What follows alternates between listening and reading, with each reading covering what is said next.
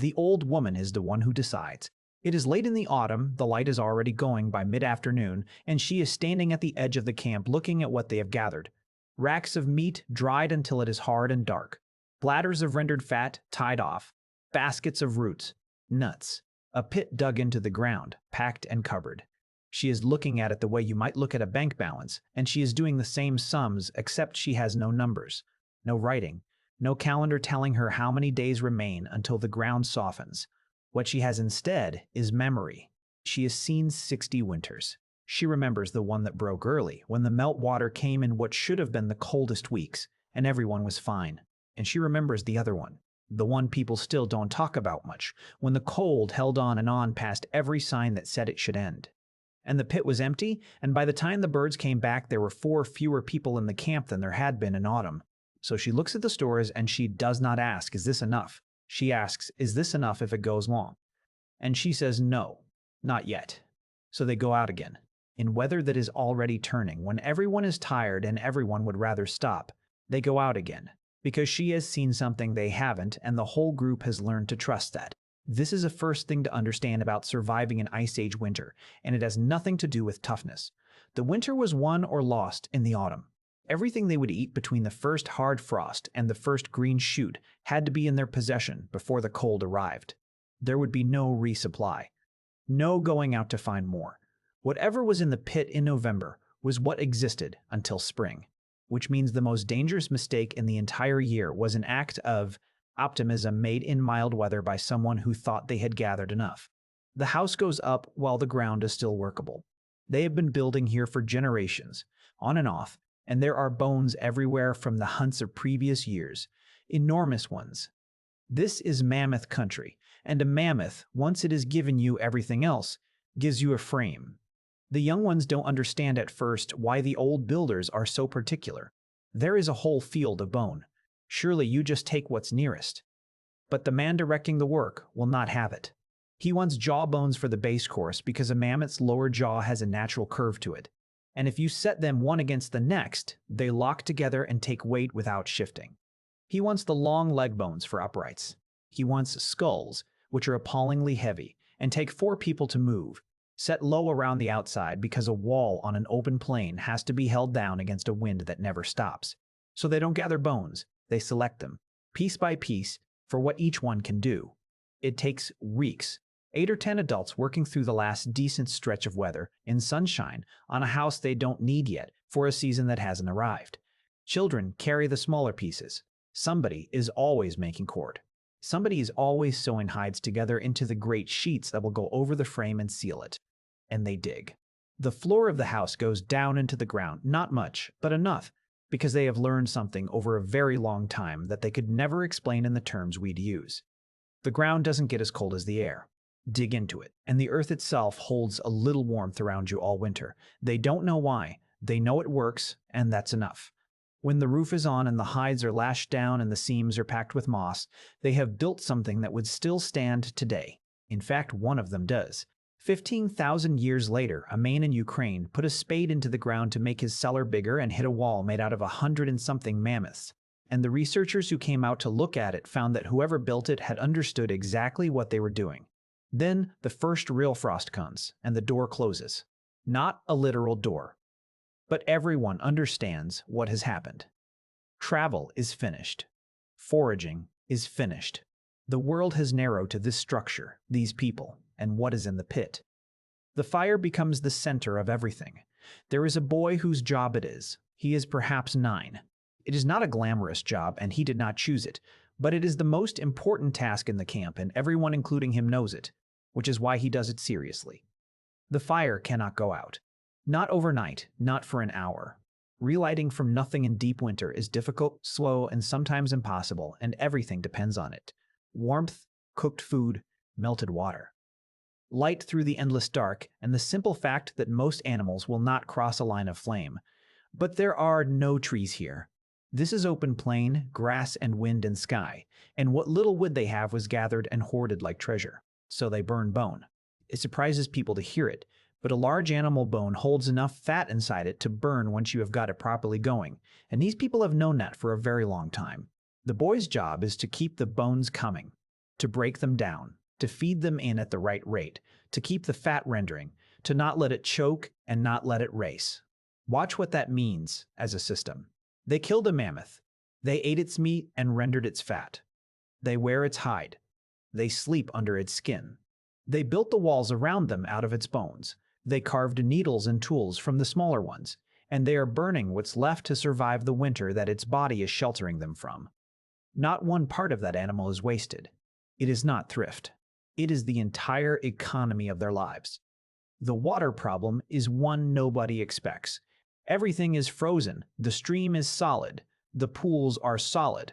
So every mouthful of water anyone drinks all winter has to be made. Snow or chopped ice, melted over the fire that already needs feeding, which means more bone, which means more work. And there is a rule about this that the children get told early and firmly, you do not eat the snow. It seems obvious that you should. You're thirsty. There's frozen water in every direction. Put it in your mouth.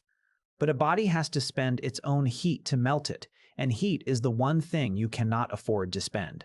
Every child learns to wait for the pot, which produces one of the strangest facts about a frozen landscape.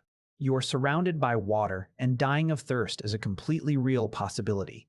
By midwinter, the days have shrunk to almost nothing. The sun comes up late and goes down early and never gets very high, and everything that requires seeing has to be squeezed into that narrow band. Repairs. Butchering. Checking the pit. Going out at all. The rest is dark, and the dark is very long. 30 people. One structure. 4 months. Nobody can leave. In summer, if 2 people cannot stand each other, one of them goes and walks with another band for a while and everything cools off. In winter, that valve is closed. The man who talks too much is talking too much. 3 feet away in the dark every night for 120 nights, and everyone has to find a way to live with it. So what do they actually do in there? They talk. And this is the part I think gets missed completely because it leaves nothing behind for anyone to dig up. The talking is not idle. During the working hours, when there is light, the conversation is practical, where things are, who is doing what needs mending, who is annoyed with whom.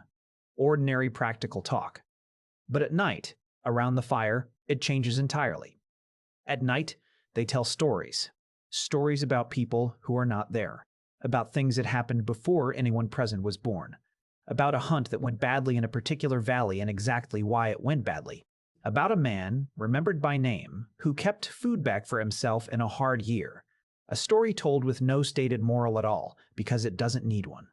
That is how everything they know gets carried. There is no writing here. The entire body of knowledge this group possesses, which plants, which roots, which signs, which mistakes not to repeat, exists only as memory. And memory only survives if it is spoken aloud, repeatedly, to people who will later speak it aloud themselves. The long dark hours are not dead time. They're where a culture is maintained, and people make things. There is a woman carving, slowly over many evenings, an object that has no practical use whatsoever. It is small and it is beautiful, and it is taking her weeks, because there is nothing else to do with the hours and something in her wants to make it. A very great deal of Ice Age art comes out of exactly this. Firelight, confinement, and time. Then comes the hard part. Not the cold. They've solved the cold, the households, the fire burns, the furs work. The hard part is later, and it's quieter, and it's the thing that actually killed people. By late winter, the pit is getting low. Everyone can see it. Nobody says much. The portions get a little smaller, not by announcement, but by a slow collective adjustment that nobody has to discuss. The children get the same. The oldest get the same. That is not sentiment. It is the deepest rule they have. Because they all understand something with total clarity. If one person starts keeping food back, everyone else dies. Not eventually. That winter. So there is no offense in their world more serious than hoarding, and there is no story told more often around the fire than the one about the man who did it. We tend to think of sharing as a nice quality. Here it is structural. It is the weight-bearing wall of the entire society, and they enforce it the way you would enforce anything that everything else rests on. And still the pit gets lower. This stretch, the weeks between the last of the stores and the first of anything new, is the killer. The cold has not lifted. Nothing is growing. The animals that remain are thin and scattered and hard to find, and a hunt that fails costs more calories than it saves.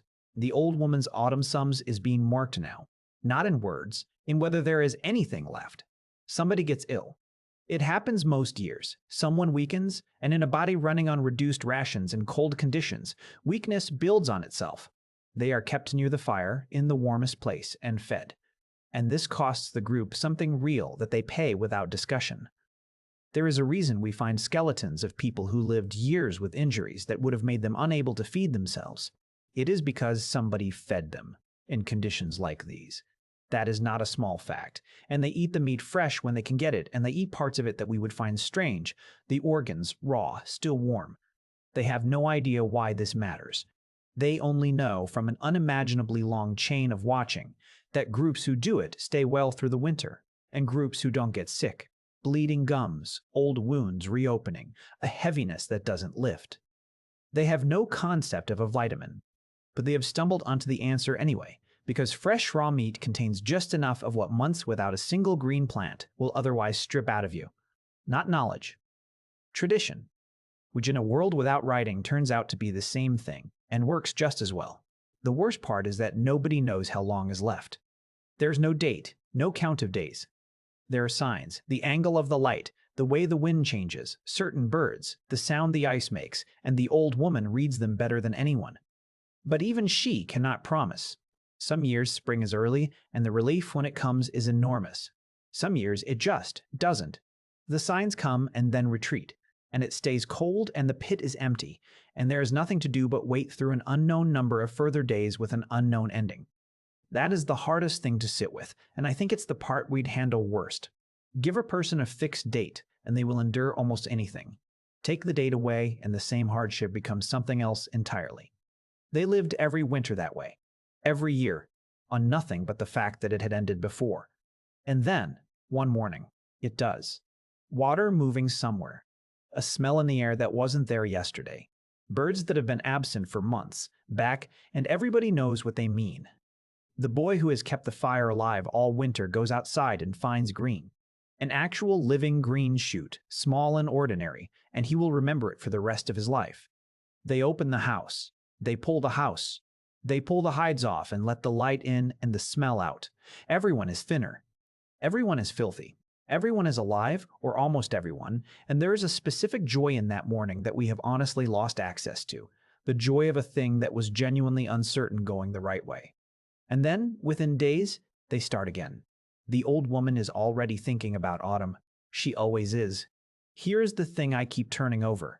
That camp did something that almost nothing else alive can do.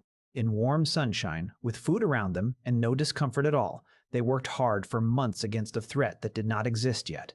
A season they could not see, could not feel, and could only imagine. Plenty of animals store food. They do it on instinct, triggered by daylight and temperature, the same way every year. What this group did is different in kind. They reasoned about it. They estimated a quantity. They allowed for the possibility of being wrong. They adjusted the plan based on what one old woman remembered about a bad year decades earlier, and then 30 people acted on her judgment.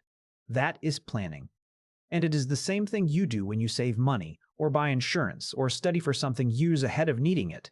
Winter didn't just get survived. Winter taught, and it taught by removing everyone who didn't learn. It rewarded groups that could plan ahead, that shared without cheating, that remembered, that told each other things, that cooperated on projects too big for one person. Those are not minor traits. That's most of the list of things that make us what we are.